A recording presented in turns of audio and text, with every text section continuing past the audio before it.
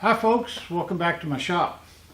Today we're going to do a little bit of machine work. I've got a straight edge that came in that I need to get out of here.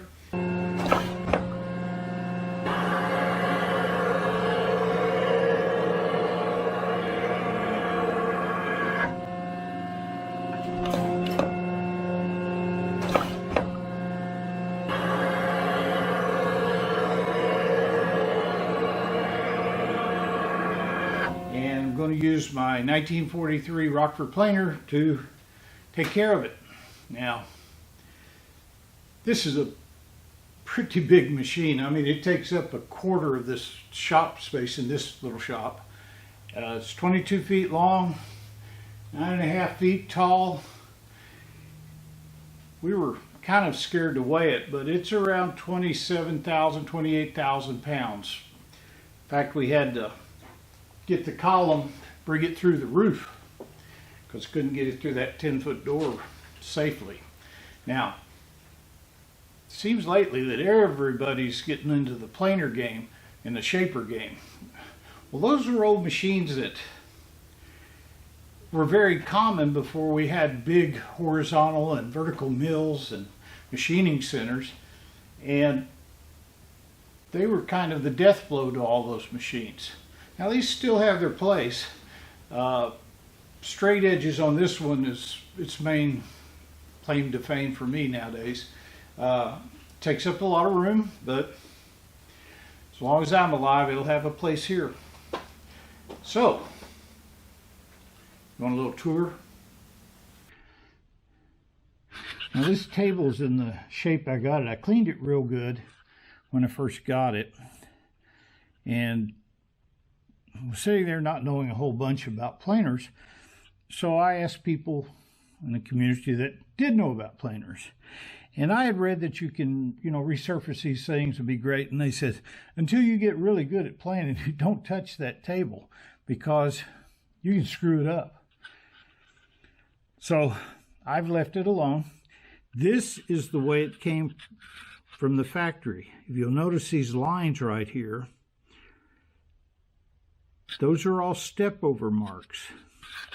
And these little bright lines are higher than the dark center by just a little bit. And the reason they did that was so you don't stick your metal or your casting to the table. Those little lines keep it elevated so there's only a small percentage of the surface touching the table. You can move it around, and they give me a pretty good indication when something's wrong, too much wear or something in one area, because you can see all the way down, and you can check these out. They're all still in good shape. All right. Also, you saw me oiling everything, and I do that before I use it, and then I let it set a while because of little drips coming down. I don't want these to drip onto the cast iron surface, so it'll be a little while before we get to going and we'll get all the drips off. We'll use this little Osmos action camera. It's pretty good. Gets into things. Well, this is the base of the machine. Each, about every 4 feet, it has a tie-down bolt and then an adjusting bolt. And we have a metal plate underneath each one so we can push down without digging into the concrete. Out here on the end, I have 3 bolts that are made for stopping this thing. If I put it into gear, it'll slide off these bolts. So I put a stop down there. But for what I'm doing, I don't ever have to do it. These are the ways, and if you notice right down there, that's oil. This table is self-oiling of the ways. This is the power pack back here. This is a 20 horsepower motor. It's got a pump right there that feeds oil into the table and oils these ways. The oil drips off the ways into this trough, goes in through that little hole right there, and then down into a tank underneath. where the pump then returns it to this tank. When I get too much, I can transfer it over. These little capstan wheels adjust the stroke and the speed. So got the name of it, a gear motor pump. Got two big lines that feed this big piston. Here's the back end of it sitting out here. And it goes under this cover. And here's where it's attached to the table here. And then the ram juts out, goes all the way down here. Has a big nut right there. And that's what attaches the end of the ram to the table.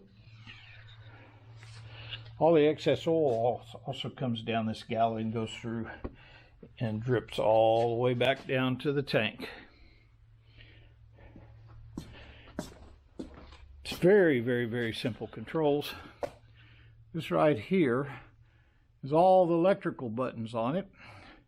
It has a start button, and this is an emergency stop or just plain stop. You hit it any which way you want to, it turns it off.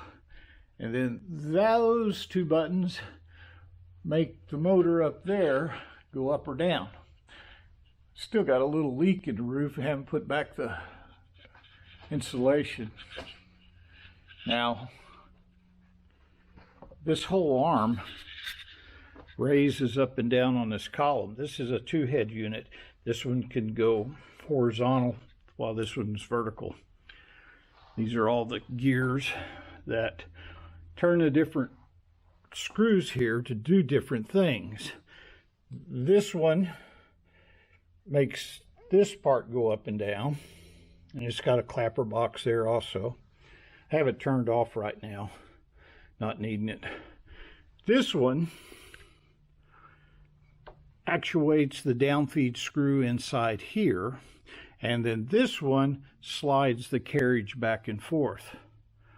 Got another handle up here that makes it manually go up and down. And back then, they had a whole bunch of little bitty numbers engraved on that, and that's how they told how deep they were going on their tool. Well, I fitted it with a more modern convenience. And so now I can tell electronically how far I'm going down. And that really, really helps, because there's some play in these old things. So with that, I can just be exact. Back here is the hydraulic motor that spins that shaft, which goes into this gearbox here. And that motor is controlled speed-wise so that you can adjust the speed of all of this. To adjust the table speed, you do it back on the pump itself. Then we go back on this side. There's the electrical box. I don't know if you guys do this, but I started doing this years ago after I got tired of tripping over the dang lines going down low on the floor. I now put all of my machines'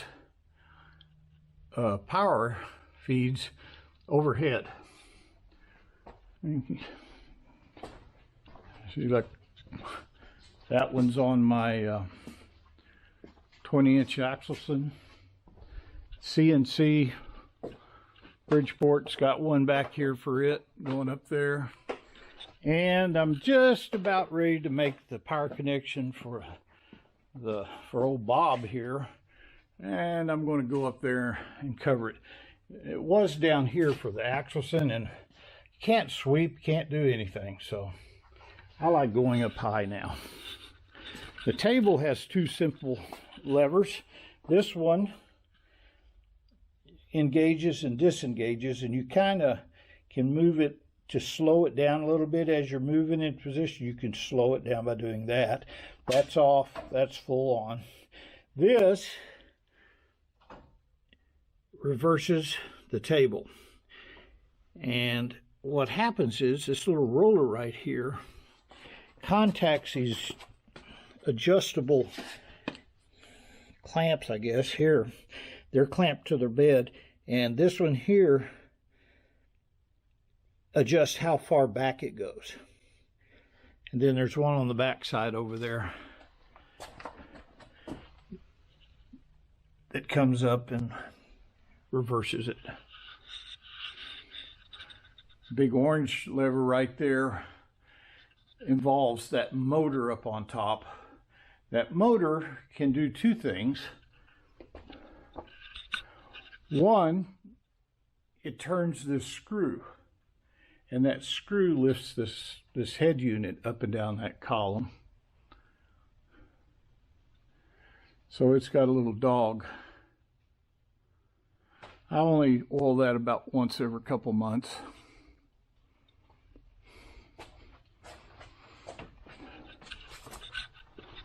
I can, like I said, I can do two things with that motor.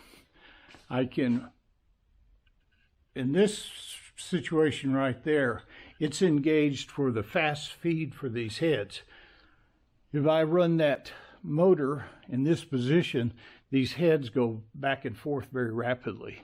If I pull the lever over to the left, it will then raise the head up the column.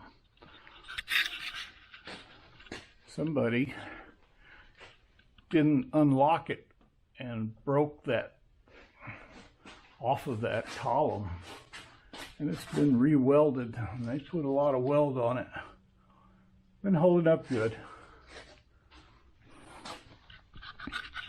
Well, I guess that's all I could show you. I'm afraid to bend this straight because I don't want to mess it up. But you can put the handle over here to advance the head or move the over on the column, and it has duplicate controls for the table over here. The bed itself has T-slots and 1-inch holes.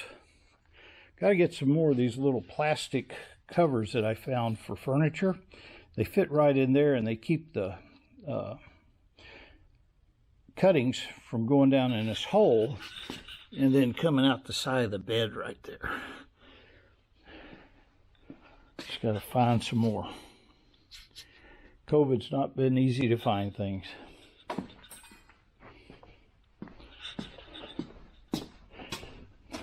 Over here I keep all my tools for the machine. And it takes a lot of tooling. There's some different cutting holders. Different clamps. These things are heavy. Then I have an assortment of studs.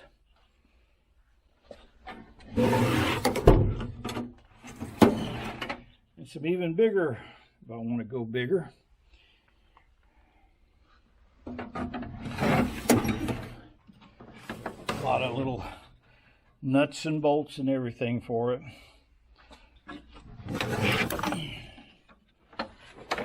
Now these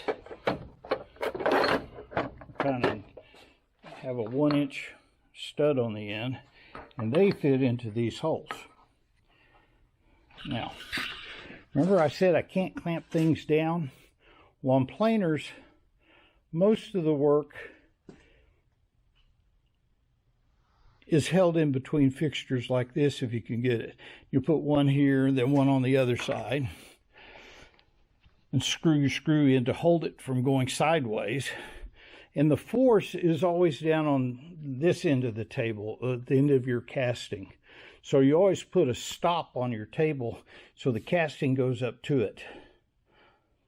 And then once in a while, I'll put a light clamp on the very back. I don't distort it, and I make sure that the casting fits onto that table with a feeler gauge before I pull it down.